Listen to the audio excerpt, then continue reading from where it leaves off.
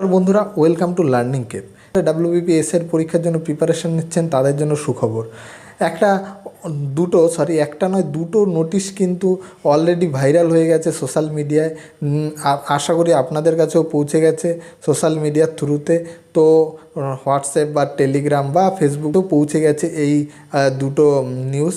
তো আমরা কিন্তু এই নিউজটার অথেন্টিক কি না সেটা কিন্তু জানি না, তবে আমরা বিগত কিছু বছর ধরে দেখে এসেছি যতগুলো ফর্ম বেরোচ্ছে সব ফর্মের আগেই কিন্তু এরকম নোটিশ বেরোয় এবং তারপরে কিন্তু এই ফর্মগুলো দেখা যায় যে একটা সত্যি সত্যি অথেন্টিক নিউজ হিসাবেই ম্যাক্সিমাম ফর্মগুলোই অথেন্টিক নিউজ হিসাবেই ধরা হয়।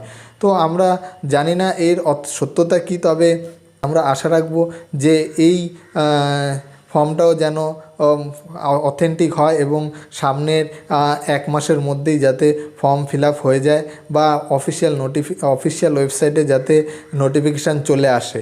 তবে দেখে নেব কী লেখা আছে এই ফর্মে প্রথমেই দেখতে পাচ্ছ যে West Bengal police sub inspector সম্পর্কে 400টা সিট, অবশ্যই 400টা সিটের কথা বলা হয়েছে।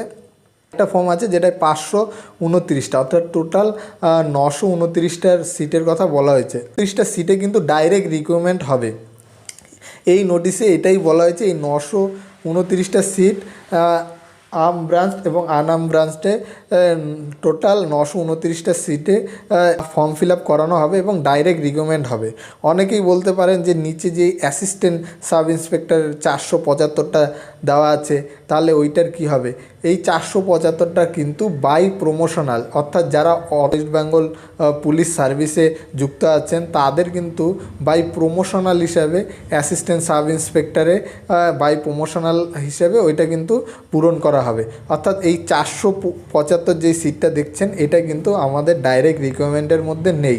এখনও এর অথেন্টিক নিউজ এখনও আমি বলছি না যে এটা অথেন্টিক, তবে আমরা ধারণা করতে পারি বিগত কিছু বছর ধরে যেই ফর্মগুলো বেরোচ্ছে সেই ফর্ম হিসাবে কিন্তু প্রথমে এরকম একটা নোটিশ বেরোয় এবং পরে কিন্তু গিয়ে দেখা যায় যে এই নোটিশের ম্যাক্সিমামগুলোই অথেন্টিক বেরোয়। তো আমরা ধারণা নিয়ে চলবো। এছাড়াও আমাদের 12,000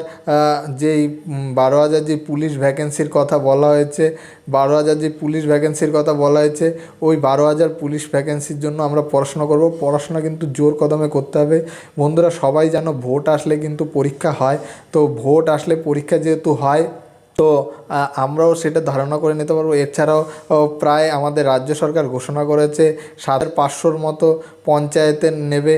আর তাছাড়া আমাদের রাজ্য সরকারের আরেকটা ভ্যাকেন্সি আছে 5,000 প্লাস, ক্লার্কশিপ আছে, ফুড এসআই আছে।